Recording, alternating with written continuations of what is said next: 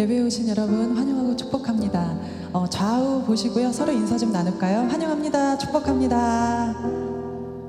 네, 다 함께 자리에서 일어나셔서요. 저희 주님을 전심을 다해 찬양하시겠습니다. 주의 영광 이곳에 가득해 우리 손에 주님과 함께 찬양하며 우리는 전진하리 모든 열방 주 볼 때까지 내는 주의 영광을 보내 내는 주의 영광을 보내 우리 가운데 계신 주님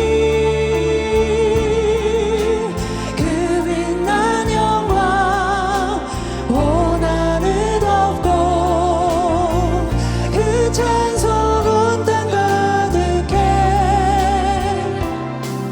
내는 주의 영광을 보내 찬송 가운데 서신 주님 주님의 얼굴은 온 세상 향하네 언능의 발이 드셨네 주의 영광 이곳에 가득해 우리 손에 주님과 함께 찬양하며 우리는 전진하리 모든 열방 주 볼 때까지 하늘 아버지 우리 새롭게 하사 열방 중에서 주를 섬기게 하소서 하늘 아버지 우리 새롭게 하사 열방 중에서 주를 섬기게 하소서 모든 나라 일어나 찬송 부르며 영광의 주님을 보게 하소서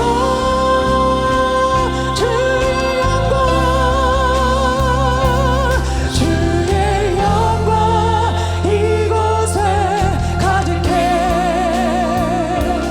우린 손에 주님과 함께 찬양하며 우리는 전진하리 모든 열방 주 볼 때까지 모든 열방 주 볼 때까지 모든 열방 주 볼 때까지 주님께 영광의 박수 올려드리시겠습니다. 할렐루야.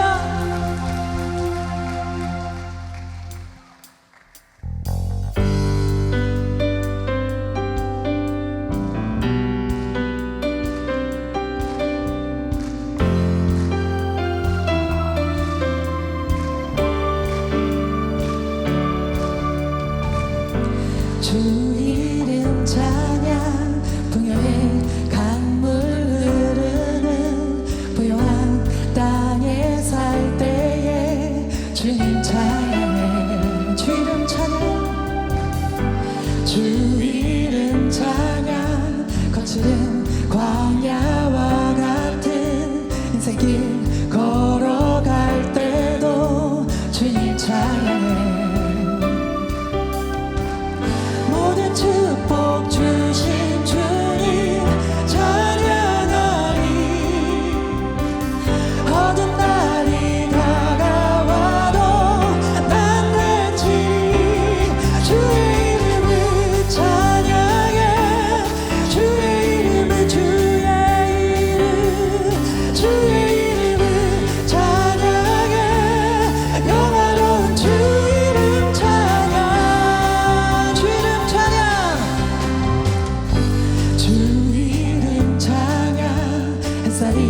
나를 비추고 만물이 새롭게 될 때 주님 찬양해. 주 이름 찬양, 주 이름 찬양. 가는 길 험할지라도 고통이 따를지라도 주님 찬양해. 모든 축복 주신 주님, 모든 축복 주신 주님 찬양하리. 어두운 날이 다가와도 난 외치리. 주의 이름을 찬양해. 주의 이름을, 주의 이름을 찬양해. 영화로운 주의 주님 찬양. 주의 이름을 찬양해. 주의 이름을, 주의 이름을 찬양해. 영화로운 주 이름 찬양. 주님은 주시며, 주님은 주시며, 주님은 찾으시네. 내 맘에 하는 말 주 찬양. 주님은 주시며, 주님은 주시며, 주님은 찾으시네. 내 맘에 하는 말 주 찬양. 주님은 주시며, 주님은 주시며, 주님은 찾으시네. 내 맘에 하는 말 주 찬양합니다. 주의 이름을 찬양해. 주의 이름을, 주의 이름, 주의 이름을 찬양해. 영화로운 주 이름, 주 이름 찬양. 주의 이름을 찬양해. 주의 이름을, 주의 이름을 찬양해. 영화로 한 번 더 주 이름 찬양. 주의 이름을 찬양해. 주의 이름을, 주의 이름, 주의 이름을 찬양해. 영화로운 주 이름 찬양.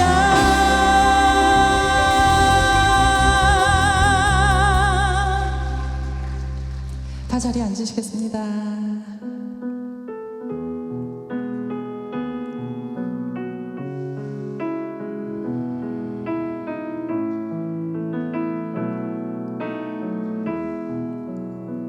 주를 향한 나의 사랑은 주께 고백하게 하소서.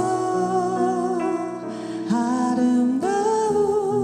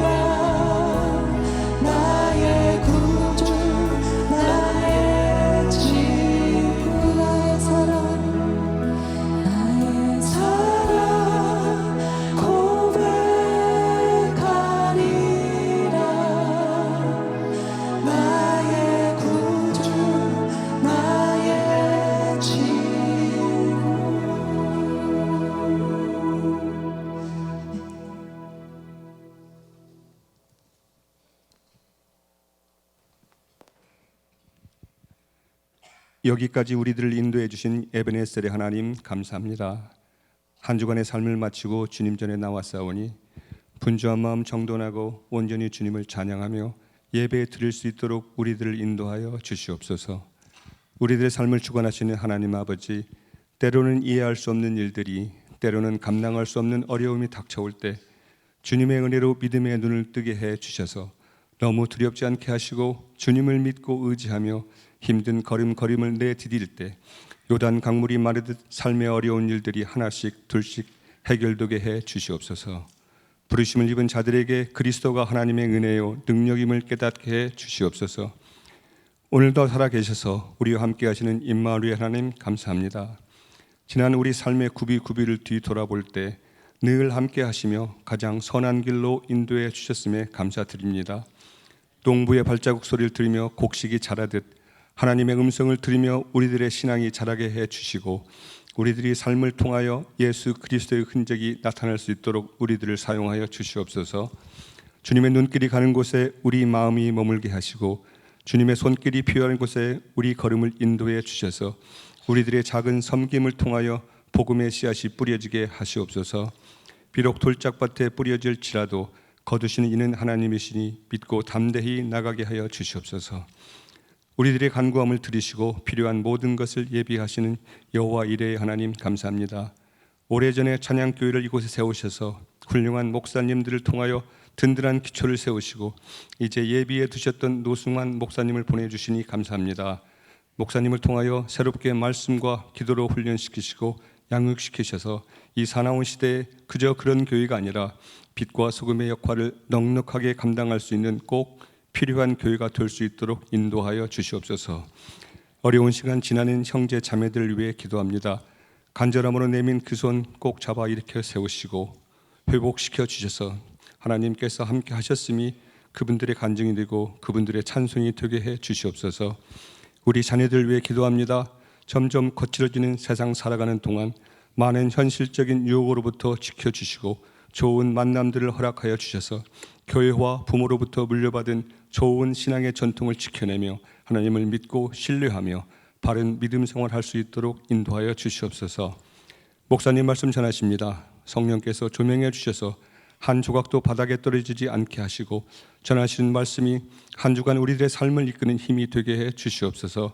교회 곳곳에서 수고하시는 손길들을 기억하시고 그분들의 헌신이 기쁨이 되고 감사가 되기를 기도합니다.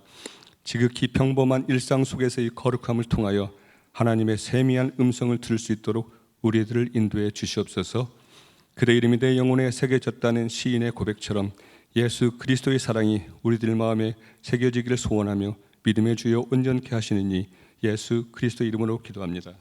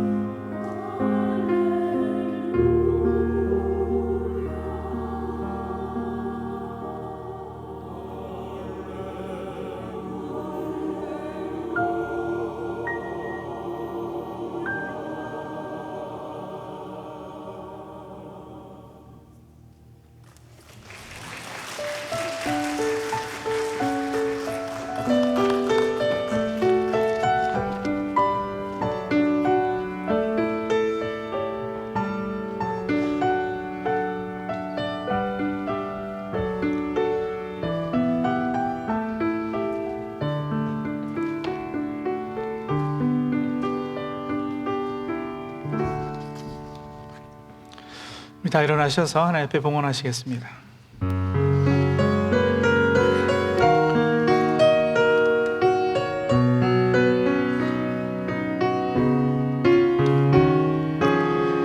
우리 주님 베풀어 주신 것 백성된 우리 손이 거두어 이 예물 드리며 주의 크신 이름 높이오니 기쁘게 받아주소서. 하늘아버지께서 주신 것 자녀된 우리 손이 거두어 이 예물 드리며 아버지의 이름 높이오니 기쁘게 받아주소서. 우리를 다스려 주소서.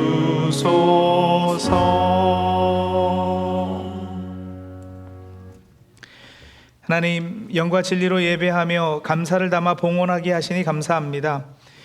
단순히 물질만 드리는 것이 아니라 이 예물에 우리의 삶과 전 존재를 담을 수 있도록 도와주시옵소서. 우리의 모든 생각과 말과 행동이 하나님께 심판받을 줄 알아 우리 날 계수함을 가르쳐 주시며 지혜로운 마음을 얻게 해 주시옵소서. 믿음이 부족하여 누구는 인색함으로 드리기도 하고 또 다른 이는 형편이 어려워 죄송함으로 드리고 더러는 감사함으로 힘에 지나도록 자원하고 어떤 이는 은혜에 감격하여 기쁨으로 넘치게 드리는 이도 있습니다.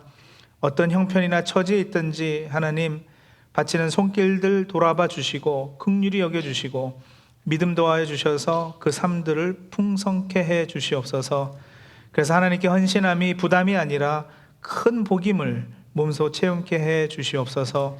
예수 그리스도의 이름으로 기도합니다. 아멘. 복된 주님의 날입니다. 오늘 주시는 말씀 같이 보실까요? 마가복음 8장 22절에서 25절입니다. 마가복음 8장 22절에서 25절 제가 읽습니다. 벳세다의 이름에 사람들이 맹인 한 사람을 데리고 예수께 나와 손 대시기를 구하거늘 예수께서 맹인의 손을 붙잡으시고 마을 밖으로 데리고 나가사 눈에 침을 뱉으시며 그에게 안수하시고 무엇이 보이느냐 물으시니 쳐다보며 이르되 사람들이 보이나이다. 나무 같은 것들이 걸어가는 것을 보나이다 하거늘 이에 그 눈에 다시 안수하심에 그가 주목하여 보더니 나아서 모든 것을 밝히 보는지라. 아멘. 아는 만큼 보인다는 말을 다 들어보셨을 겁니다. 아는 만큼 보인다는 것은 사실 본다는 것이 눈의 기능인 만큼 마음의 기능이기도 하다는 사실을 우리에게 확인시켜 줍니다. 눈으로 본다고 다 보이는 것이 아니거든요. 백을 보아도 머리를 통해 실제로 나에게 인식이 되는 것은 뭐 몇 가지 되지 않습니다. 자, 여러분 제가 하나 둘 셋 하면 이제 눈을 감아 보시는 거예요. 자, 하나 둘 셋, 눈 다 감으세요. 자, 눈을 감으신 채로요. 눈 감기 바로 전 무엇을 보았나 한번 떠올려 보시기 바랍니다. 뭘 보셨어요? 앞사람 뒷머리, 제 얼굴, 강대상, 피아노, 프로젝트에 비친 화면, 의자. 제 넥타이는 무슨 색깔이었죠? 이 예배실을 다 보고 계셨잖아요, 눈으로. 근데 다 보신 것이 아니죠. 오히려 제가 하나씩 짚어드리니까 그 본 것들이 기억나시죠? 예, 이제 다 눈을 떠보세요. 진짜 그렇지 않습니까? 예, 본다고 다 보는 게 아니에요. 오늘 운전하고 오시면서는 뭘 보셨나요? 예전에 꽃집 하시는 어느 집사님하고 차를 같이 타고 다니는데 이분은 가다가 계속해서 꽃집이다. 저거 꽃집 있다. 막 이러시는 거예요. 그래서 제가 또 웬만하면 지지 않잖아요. 쭉 가다가 저는 교회가 보일 때마다 교회다. 저거 교회인데? 막 이러고 지나갔어요. 매일같이 지나는 길에 저는 꽃집이 그렇게 많은 줄 몰랐고요. 그 집사님은 교회가 그렇게 많은 줄 모르셨습니다. 그 많은 꽃집이 전에는 안 보였습니다. 보았겠죠, 눈으로. 그런데 안 보였습니다. 근데 저는 어디를 가든 교회가 보입니다. 교회가 보이면 저절로 눈이 쏠리거든요. 그러니까 눈으로 보는 것 같지만 사실 마음으로 보는 겁니다. 우리 눈에는 내가 관심 가지는 것이 보이거든요. 미술관에 가서 유명한 작품을 보면서 뭐 저 정도는 나도 그리겠다. 뭐 저런 게 몇백만 불이나 하냐 이러신 적 없으세요? 저는 늘 그럽니다.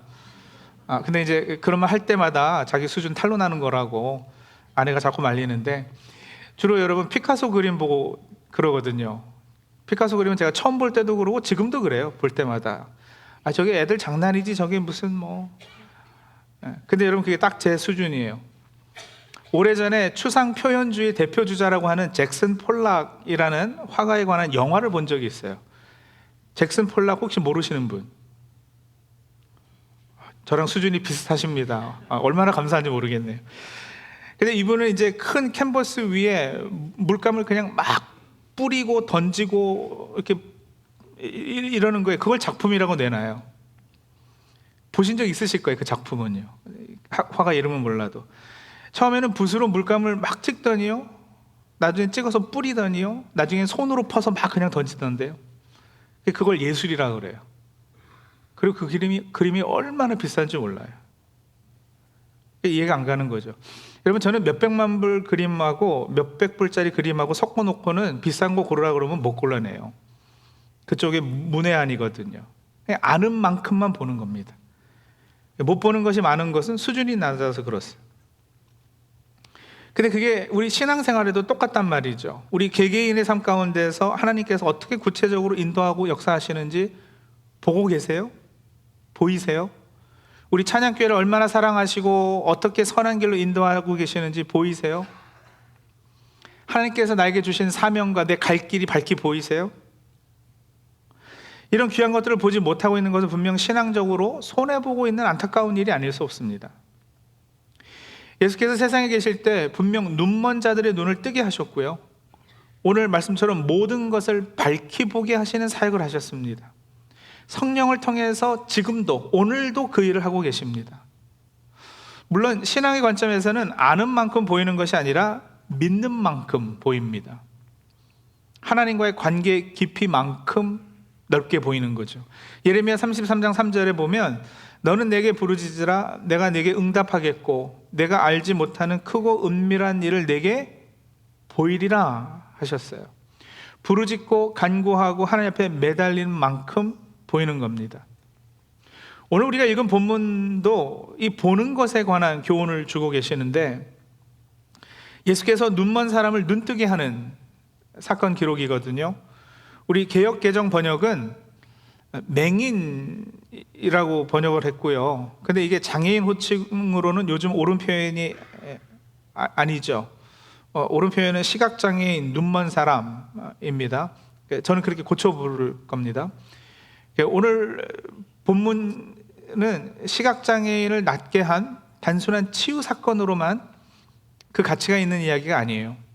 와, 예수님 대단하시네, 눈먼 사람을 낫게 하시다니, 이런 차원이 아니고요, 이 사람의 눈을 뜨게 하심으로써 더 깊은 어떤 메시지를, 그 사건을 통해서 사실은 어떤 교훈을 당시 예수님을 따르던 제자들에게 주시고 싶으셨던 거예요. 제자들에게 주고 싶으셨던 그 메시지가 오늘 또한 저와 우리 찬양교회 성도님들 한 분 한 분에게 주시는 메시지이기도 합니다. 자, 이제 본문을 한번 살펴볼까요? 오늘 제가 봉독하는 그 부분을 읽다가 여러분 사실은 약간 당황스럽기도 하고 궁금한 것이 한 가지 생기셔야지 옳아요. 그래야 제대로 성경 읽는 거예요. 예수께서 눈먼 사람의 눈에 침을 뱉으시고 안수하셨어요. 그리고 무엇이 보이느냐 물으니까 이 사람이 대답하기를, 24절입니다. 사람들이 보이나이다. 나무 같은 것들이 걸어가는 것을 보나이다. 그래서 예수께서 25절에 그 눈에 다시 안수하심에 그가 주목하여 보더니 나와서 모든 것을 밝히 보는지라 그랬어요. 당황스러운 것은 이거죠. 왜 한 번에 낫지 않았을까? 왜 처음 안수하실 때 낫지 않았을까 하는 거예요. 적어도 우리가 알고 있는 예수님 어떤 분이신데요? 옷자락만 스쳐도 병이 낫잖아요. 말씀 한마디로 아픈 사람들을 치유하시고, 여러분 나사로도 죽었는데 이름 불러서 살려내신 그런 능력이 있는 분이시거든요. 그런데 이게 웬일이죠? 눈에 침을 뱉으시고 안수하십니다. 요즘 코로나 시대에는 상상도 못할 비위생적인 일인데, 그렇게까지 했는데도 어땠어요? 잘 안 됐어요. 그래서 다시 안수함에 또다시 안수하시고는, 이 모든 과정이 좀 의심스럽지 않으세요? 능력이 부족해서는 아니실 텐데, 그게 아니라면, 그죠?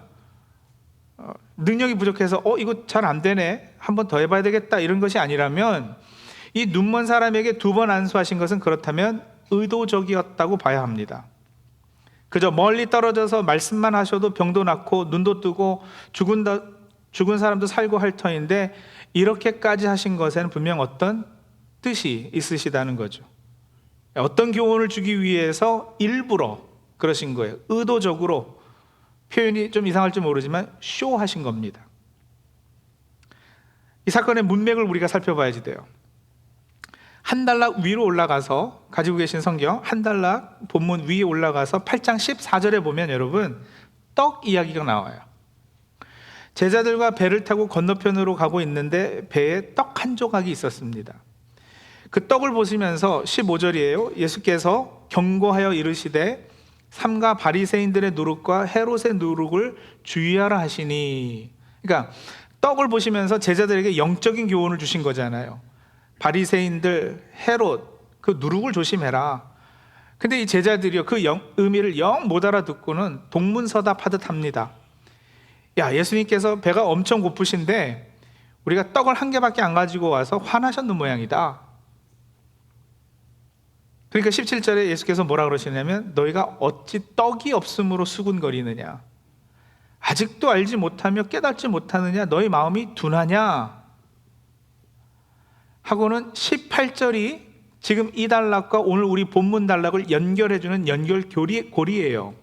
18절입니다. 너희가 눈이 있어도 보지 못하며 귀가 있어도 듣지 못하느냐, 이러시거든요.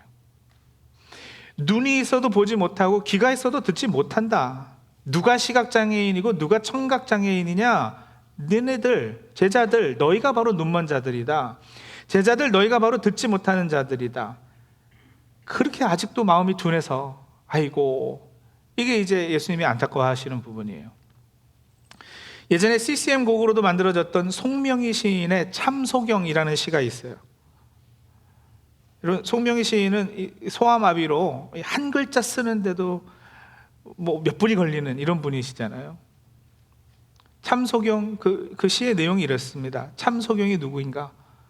세상을 못 보는 사람인가? 아니라 주님을 못 보는 사람 아닌가? 당신은 소경이 아닌가?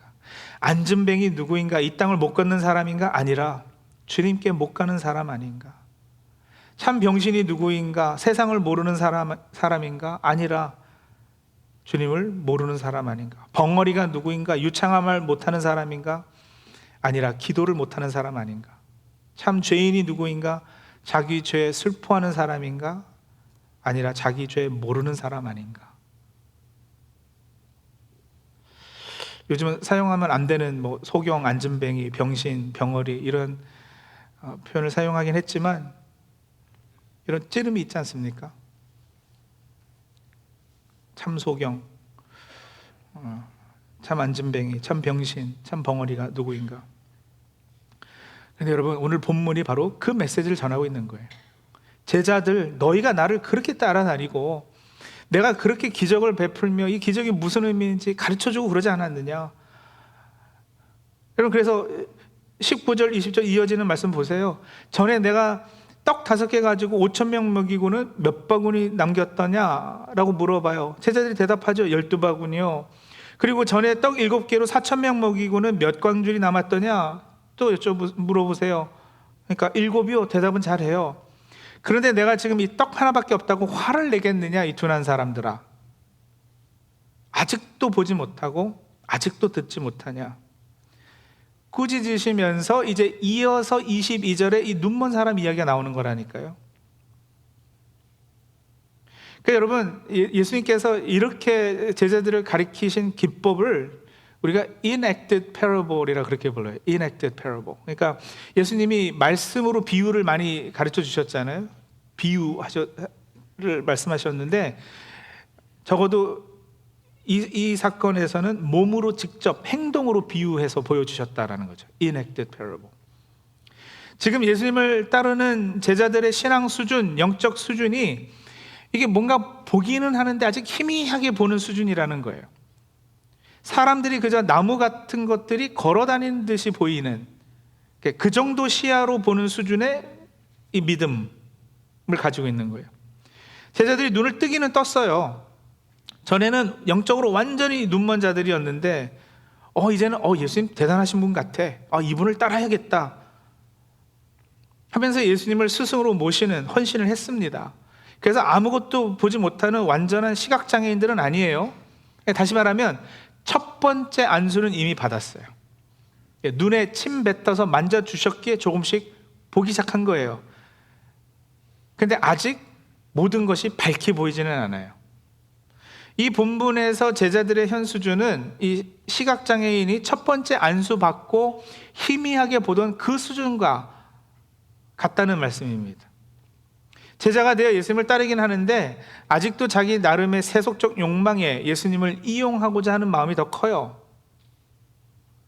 예수님 따라다니면 적어도 의식주는 해결되겠는데 하는 수준에서 예수님을 이해하는 거예요.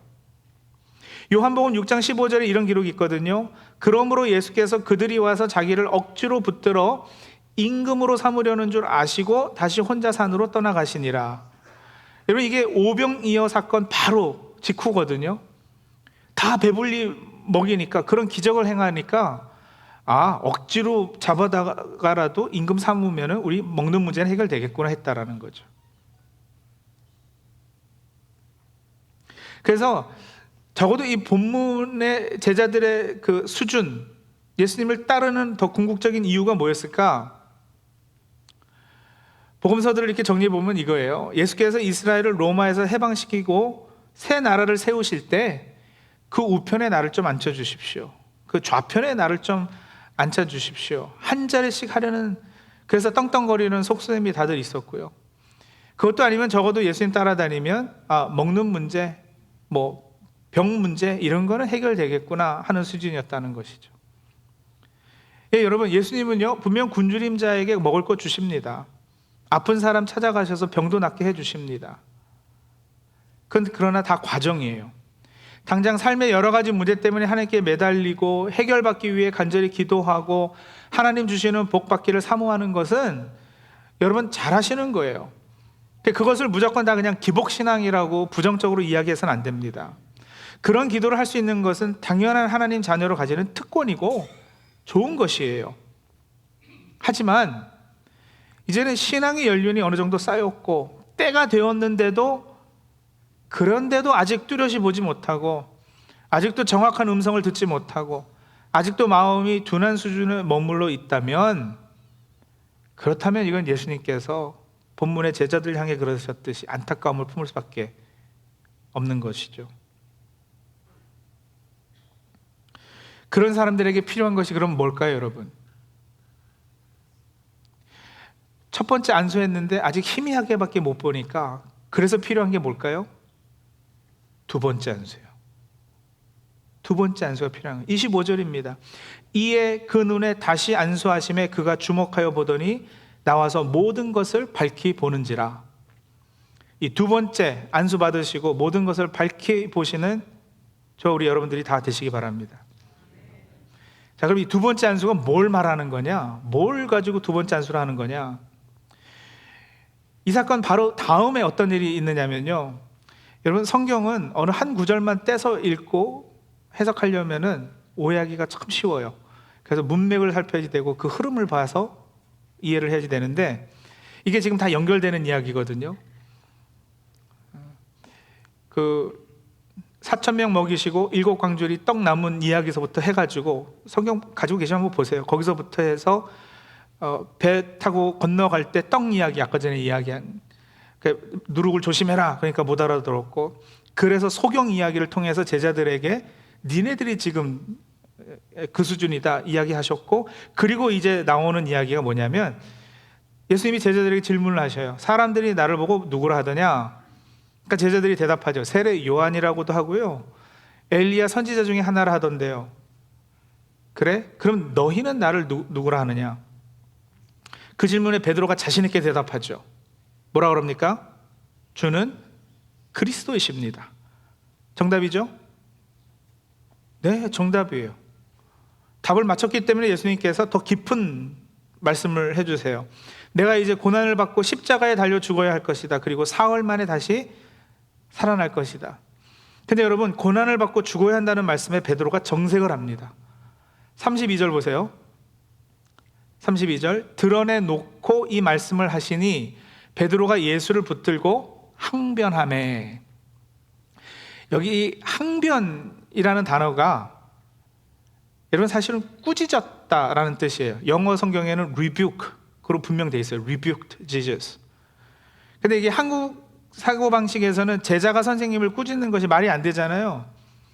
그래가지고 개역 성경은 간함에 그랬고요, 우리가 가진 개역 개정은 항변함에로 했고, 새 번역은 항의하였다, 공동 번역은 예수를 붙들고 그래서는 안 된다고 펄쩍 뛰었다, 이렇게 번역을 해놨어요. 근데 여러분, 그 다음에 나오는 9절 33절에 보시면 예수께서 돌이키사 제자들을 보시며 베드로를 꾸짖어 이르시되 사탄아 내 뒤로 물러가라 이러시거든요.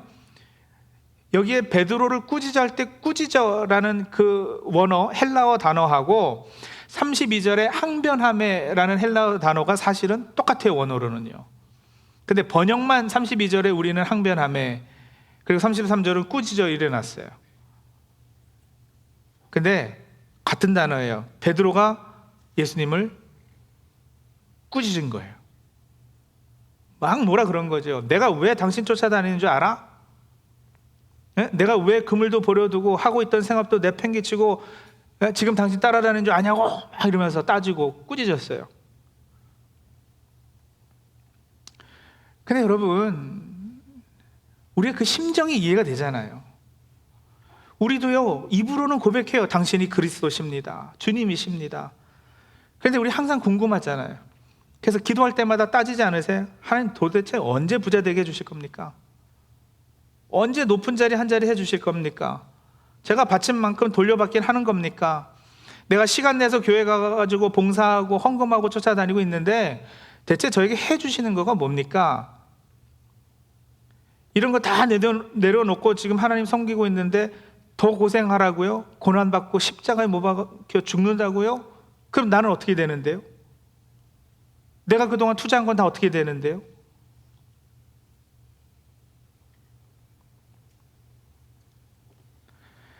그래서 예수님께서 그 얘기를 듣고 나서 베드로를 꾸짖으시는 거죠.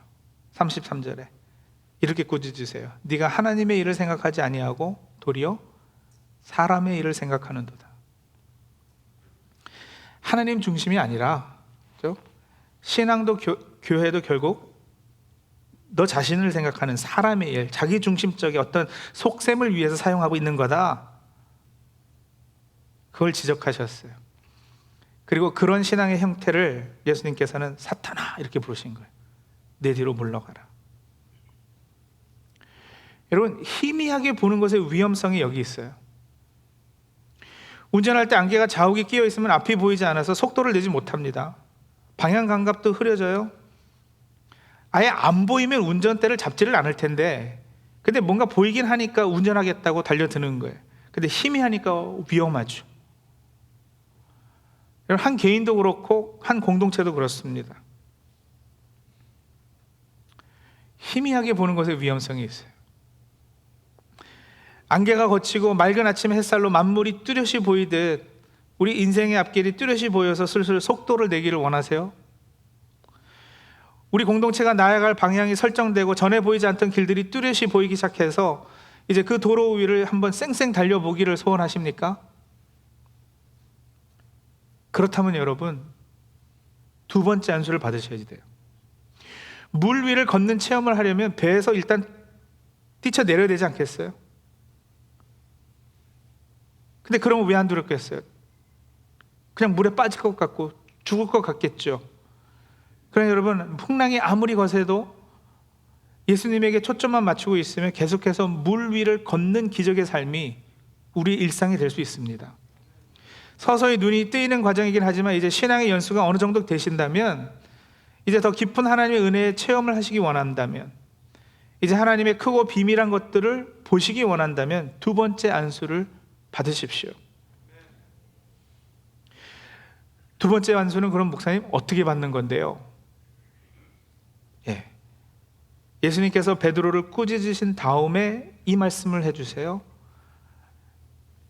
34절 35절입니다. 이게 두 번째 안수예요. 두 번째 안수는 어떻게 받습니까? 이렇게 하는 것이 두 번째 안수 받는 겁니다. 34절 35절을 우리 한번 같이 한 목소리로 읽겠습니다. 같이 있습니다. 무리와 제자들을 불러 이르시되 누구든지 나를 따라오려거든 자기를 부인하고 자기 십자가를 지고 나를 따를 것이니라. 누구든지 자기 목숨을 구원하고자 하면 잃을 것이요 누구든지 나와 복음을 위하여 자기 목숨을 잃으면 구원하리라. 두 번째 안수는 뭐냐? 자기를 부인하고 자기 십자가를 지고 주님을 따르는 것, 그 결단하는 것이 두 번째 안수 받는 거예요. 성령께 그 결단할 수 있도록 도우심을 간구하고 성령께서 그거 할 수 있도록 우리 가운데 역사하시는, 이게 두 번째 안수예요. 자기 목숨을 구원하고자 하면 잃는 것, 그러나 주님과 복음을 위해서 자기 목숨을 잃으면, 다시 말하면 이기적인 자기중심적이 되지 말고 하나님 중심으로 우리의 삶을 방향 설정하면, 그게 바로 두 번째 안수 받는 거예요. 물 위를 걷는 기적의 삶이 일상이 되는 것, 날마다 하나님과 동행하며 그분의 인도하심을 받는 삶, 하나님의 크고 비밀한 것들을 보게 되는 비결, 내 힘과 노력이 아니라 성령의 능력에 사로잡혀 불가능을 가능으로 바꾸어 나가는 사역과 전도와 선교의 비밀은 우리 한 사람 한 사람이 자기를 버리고 제 십자가를 지고 예수님을 따를 때 생겨날 것입니다. 내 계획, 내 욕망, 내 세속적 야망을 십자가 아래 내려놓는 겁니다. 내 생각대로 살려면 죽습니다. 내 생각에는 이렇게 해야 살 것 같은데 아니요, 그러면 죽어요. 배에서 물속으로 뛰쳐 들어가면 물속에 빠져 죽을 것 같은데 아니요, 물 위를 걷게 돼요. 복음 때문에 목숨 내놓으면 죽을 것 같은데 살아요. 갈라디아서 2장 20절 21절이에요. 내가 그리스도와 함께 십자가에 못 박혔나니 그런즉 이제는 내가 산 것이 아니요 오직 내 안에 그리스도께서 사신 것이라. 이제 내가 육체 가운데 사는 것은 나를 사랑하사 나를 위하여 자기 몸을 버리신 하나님의 아들을 믿는 믿음 안에서 사는 것이라. 그리스도와 함께 십자가에 못 박아 내 자아를 죽이고 내 안에 그리스도께서 사게 하시는 것. 그런 간절한 소망과 결단을 하게 될 때 성령께서 우리에게 두 번째 안수해 주실 겁니다. 이 복된 삶을 사시는 저와 사랑하는 찬양교회 성도님들이 다 되시기 바랍니다. 같이 기도하실까요? 성도님들, 육신의 눈은 감은 채로 본인의 영적 상태 수준을 한번 이렇게 살펴보세요. 오늘 이 예배 자리에 오신 분들은 적어도 첫 번째 안수는 다 받으신 분들이십니다. 근데 한번 삶을 들여다보시고 신앙생활을 들여다보세요. 어떻게 보이세요? 뭐가 보이세요? 사람들이 보이는데 나무 같은 것들이 걸어가는 것 같이 이렇게 희미하게 보입니까? 아니면 모든 것이 밝게 보입니까? 내 인생에 어떤 길을 가야지 되겠다, 그 길이 밝게 보이세요? 아니면 아직 흐리세요? 나에게 맡겨주신 사명이 뭐다 또렷이 보고 알고 계세요? 아니면 잘 모르세요? 오늘 본문의 베드로같이 주는 그리스도십니다 입으로 고백은 하지만 여전히 세상과 짝하고 신앙의 행위들을 오히려 세상 욕망 이루는 도구로 사용하고 계시진 않으신지요? 내 기대대로 내가 원하는 대로 하나님께서 일하지 않으신다고 하나님 꾸짖고 계시진 않으세요? 아이, 하나님 왜 이러시느냐고.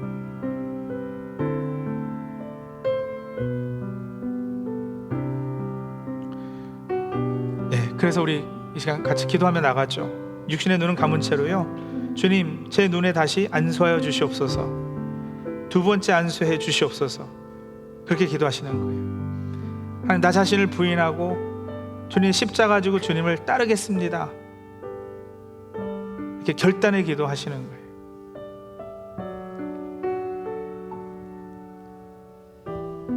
그랬을 때 하나님께서 우리의 영안을 열어주시고 모든 것을 밝히 보여주는 역사가 있게 될 것입니다. 이 시간에 그 사실 믿고 확신하며 하나님 앞에 기도하는 시간 가지도록 하죠.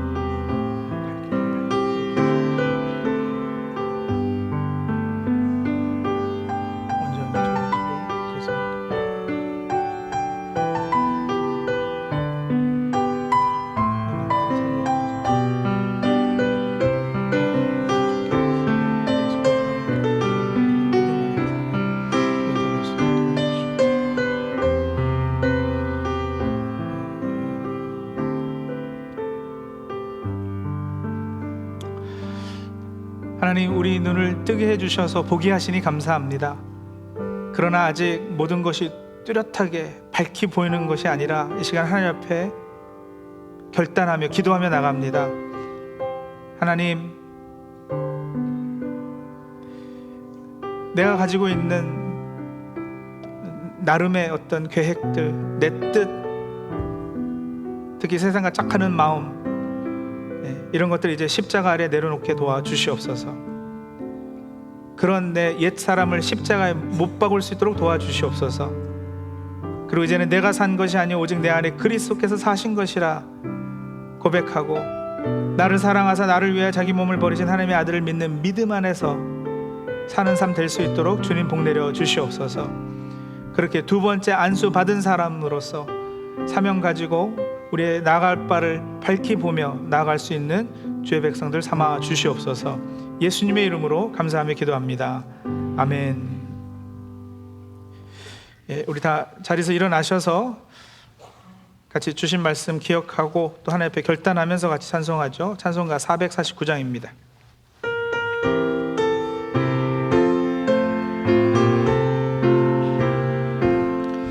예수 따라가며 복음 순종하면 우리 행할 길 환하겠네. 그를 의지하며 순종하는 자를 주가 늘 함께 하시리라. 의지하고 순종하는 예수 안에 즐겁고 복된 길이로다. 해를 당하거나 우리 고생할 때 주가 위로해 주시겠네. 주를 의지하며 순종하는 자를 주가 안위해 주시리라. 의지하고 순종하는 길은 예수 안에 즐겁고 복된 길이로다. 남의 짐을 지고 슬픔 위로하면 주가 상급을 주시겠네. 주를 의지하며 순종하는 자를 항상 복 내려 주시리라.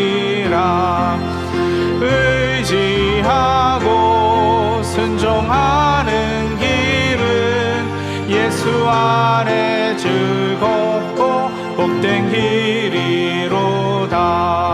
우리 받은 것을 주께 다 드리면 우리 기쁨이 넘치겠네. 주를 의지하며 순종하는 자를 은혜 풍성케 하시리라. 의지하고 순종하는 길은 예수 안에 즐겁고 복된 길이로다. 주를 힘입어서 말씀 잘 배우고 주를 모시고 살아가세. 주를 의지하며 항상 순종하면 주가 사랑해 주시리라. 의지하고 순종하는 길은 예수 안에 즐겁고 복된 길이로다. 지금은 우리 주 예수 그리스도의 은혜와 아버지 하나님의 크신 사랑과 성령님의 교통 역사하심이 사랑하는 주의 백성들과 그 가정, 생업 위에 지금부터 영원까지 함께 하시길 간절히 축원하옵나이다. 아멘.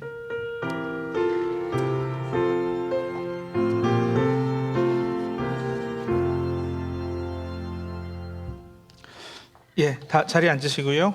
교회 소식 몇 가지 알려드리겠습니다. 우리 다음 주일에는 사역 박람회가 있게 되는데요.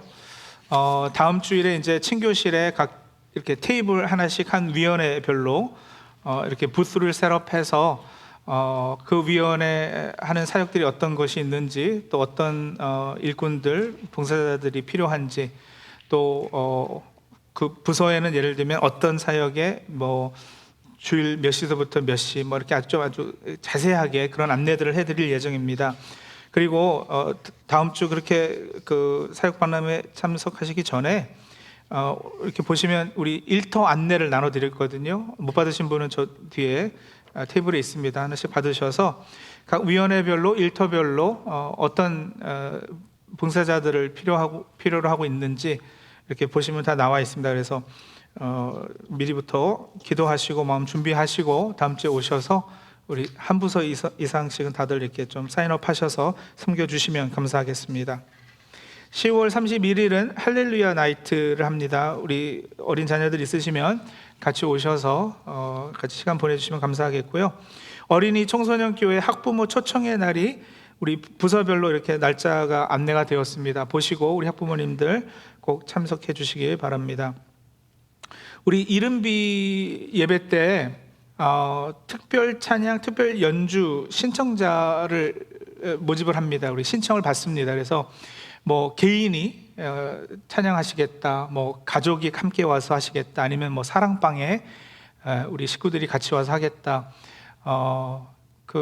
어떤 모양과 모습으로도 함께 찬양으로 또 특별 연주로 그 영광을 돌리시겠다 하시는 분들은 우리 사인업 하시면 이른비 때 그렇게 같이 찬양하도록 하고 그래서 예배가 더 풍성할 수 있도록 그렇게 하겠습니다. 많이들 섬겨주시면 감사하겠습니다. 우리 김태호 형제님, 정주영 자매님 가정에 우리 딸 서윤이 태어났습니다. 10월 8일 날 태어났습니다. 축하드립니다. 우리 최준성 형제님은 또 부친상 당하셔서 지금 한국에 나가 계십니다. 기도해 주시고 돌아오시면 많이 위로해 주시기를 바랍니다. 예, 다른 광고들은 주보 참고해 주시면 되겠습니다. 우리 이제 나가서 같이 친교하시겠습니다. 감사합니다.